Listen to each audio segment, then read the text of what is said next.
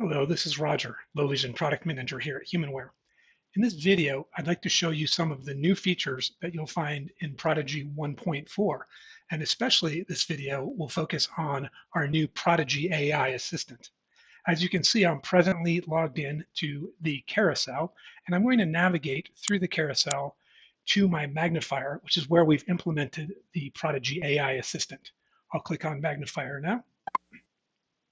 And here you will see the view, the live view of my HoverCam Solo 8 looking at this demonstration document. Now, a quick note before I dive into the AI assistant. It's a super helpful tool, but it's not a mind reader. Sometimes it might miss the mark, especially with things like medical or legal questions, or even if it's trying to make sense of handwriting or messy text. Think of it as your helpful sidekick. Great for guidance, but worth double checking on the really important stuff. So with that said, here I am in the magnifier. The interface looks similar to what it has been with one new addition. In the icons to the lower right corner, fourth in from the right, you will see a callout bubble with 3 stars inside of it. That is the AI assistant icon. I'm going to click on that right now, and what it's going to do is initiate the assistant. So it's going to open a chat window where I can ask a question. Beneath it, you can see that there are popular searches that I can choose from. Let me click on that. There are about 8 or 9 questions that I can scan through down here. And when I see one that I like, I can go ahead and use that one. So let's list the 3 most important points for this demonstration. You'll notice that the send button to the far right of the chat window has now opened up, and that send button looks like a little airplane. Let's submit. The first thing that will happen, and this will happen every time you use the AI assistant and lets you make certain selections, is you're going to be prompted that you are sharing an image to the AI services that we're providing. So you're being warned of that right now. So if you click yes, we're just going to go ahead and send it and proceed. Below is yes set as default.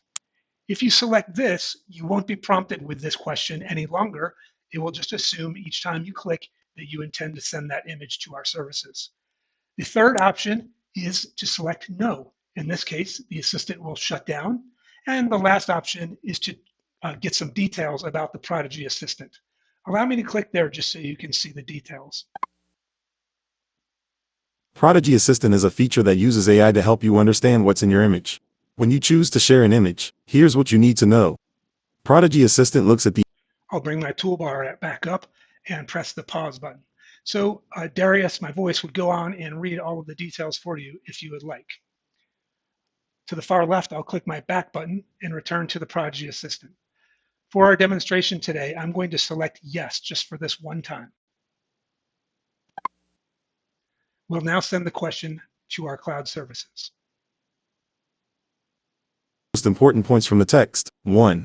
Impact of climate change. Climate change is severely affecting ecosystems, leading to rising global temperatures, decreasing snowfall, and increasing sea level. I'll click in the response box there to stop the reading. So you can see that basically the AI tool has taken that image of the document and come back with a 3-point summary for you that can be read aloud right here. To the right are a drag bar to scroll down or buttons to scroll up and down in the response window by clicking on them. In the lower left of the screen, you will see 2 arrows, one pointing left and one pointing right. And if you click on this toggle button, you will see a a captured view of the image that we're working with AI right now. We can zoom in and zoom out on this. So I'll use my wheel here on my mouse to zoom in. I can also use the buttons to the far right to zoom in and zoom out. And if I were using a touch screen, I could use a pinch and zoom gesture on the screen to look at that image. I can also click and drag to pan around on that image. Again, this is a captured image, is what we sent to the AI services to generate the response that you saw a moment ago. In the lower left, you'll see that toggle button again. I'll click there, and we will return to the Prodigy Assistant. So the benefit of that button is you can continue to ask questions about this image, but you can always refer back to it to generate additional questions if you'd like. At the bottom, the chat box is open for you to click in. You'll see that it's highlighted in blue there. where I can type in another question now. So I'll type in, tell me a little bit more about climate change. The submit button is to the right of the box there. I'll tap that and we'll send that question to the AI service. Prodigi AI will now return the response to you, and you can see here it's given me a pretty good detailed list of what climate change is all about. Plus, I have my prior questions further up above, and I'm using that drag bar to the right to navigate through here. If I want it read aloud, I can click in the box. Climate change refers to long-term shifts and alterations in temperature and weather patterns. While these changes, I'll click again in the box, and reading will stop. Further to the bottom right corner, you'll see a number, 23. Each day, you are allotted 25 questions that you can ask the Prodigy Assistant, and they will be kept track of in the lower right corner. So you can see we've just asked 2 questions, and now we have 23 remaining for today. This will reset at 0 hours GMT, which is about midnight Eastern Standard Time. So basically, each evening, it will refresh with a new 25 questions for you. In the upper right are some basic settings that you can apply in the Prodigy Assistant. You can change your speech settings. speech menu, 3 items. Documents only, checked. So you can see I presently have it reading documents only, and that's why it reads the text in the response boxes, and I can click on them to have it read back. If I had it clicked on, everything would be reading back automatically. And at the bottom, if I turn speech off altogether, I would be reading using vision only. In the upper left, I can back out of these speech settings. And below that, you will see that there is my reading voice. I'm currently using the system voice, which happens to be Darius. So Darius is doing the reading, but any installed voices that are available to read documents are listed here. So you can see below that I have some Eloquence voices that are installed. These are SAPI 5 voices. They must be SAPI 5 installed voices that I can use. And then there's Ivona down here. She's a Welsh voice, and my Microsoft SAPI voices, desktop voices are also available. So again, if you've installed any SAPI 5 voices, you can use those to read documents as well. They will not read the system interface when you turn on reading all. We will always use our system voice for that, but you can use different voices for reading documents. In the upper left, I'll click that back button again, and I'll exit out Climate of change settings, refers to long. clicking it one more time. And again, we have reading documents on, so as soon as I come back to my chat box, it's going to start reading here. So that's a quick review of the interface there. I could go on asking questions about the image that I've sent to the cloud, but allow me to exit out of the Prodigy Assistant. And the important thing here is that this will close this chat session with the Prodigy Assistant. So if I want to continue asking questions about this image, I should stay in here. And that's why we have this toggle back and forth so you can continue to work on this image. But when you click the back button in the upper left and return to your live view, at this point, you would start an entirely new chat with the assistant. So I'm going to remove this document here and bring in a different document. In this case, it's a card that I received in the mail. And I'm going to activate my Prodigy Assistant now, clicking that icon again. Tell me about this card. And again, I'm prompted because I have not said yes as by default. So again, it's saying, do you want to share this image to the services? I'll say yes again. Card contains a handwritten message on a. I'll click pause there. So here you can see Darius is reading it aloud. Opening greeting. It's telling me exactly what it is. Cream colored paper. It's a note. Opening greeting. Expression of thanks referred to as a super terrific phone app.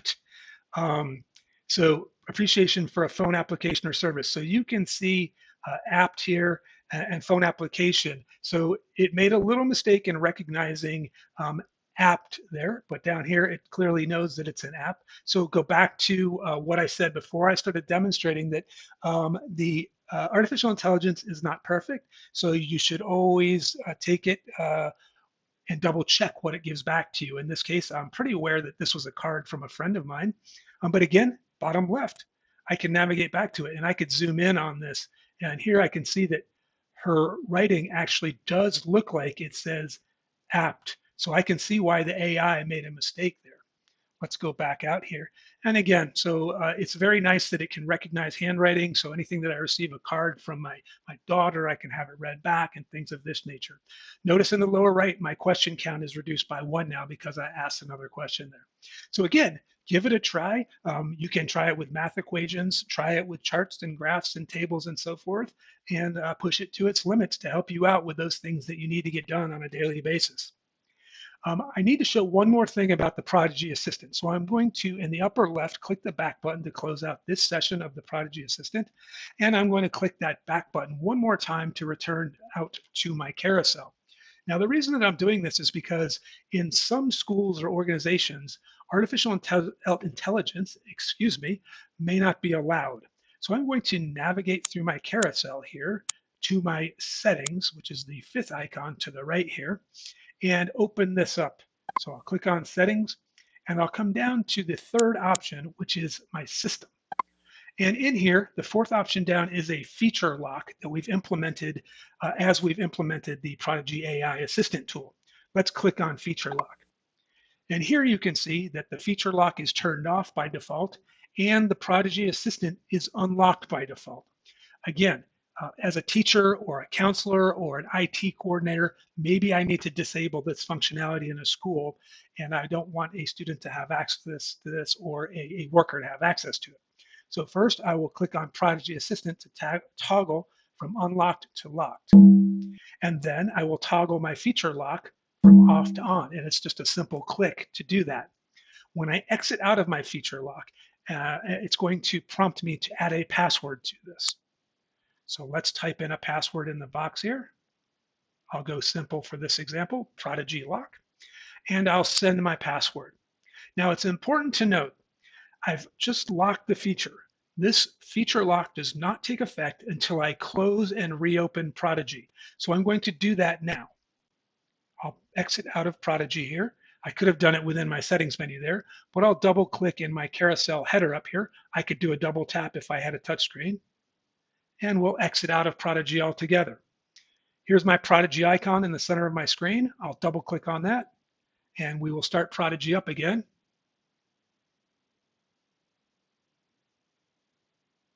Here we are in Prodigy again. Magnifier is always the first application in the carousel. Let's open our Magnifier app.